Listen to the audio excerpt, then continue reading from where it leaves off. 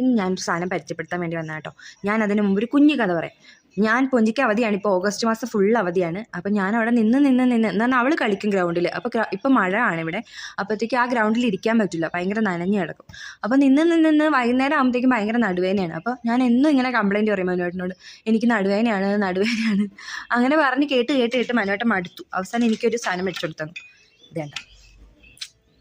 ഇതെന്താണെന്ന് പറയും, ഇതിങ്ങനെ വിടർത്തുമ്പോൾ നമുക്കിവിടെ ഇരിക്കാം. ഇതാണ് സാധനം. എത്ര രൂപയാണെന്ന് ചോദിച്ചിട്ടുണ്ടെങ്കിൽ ഇവിടുത്തെ 750 രൂപയാണ്.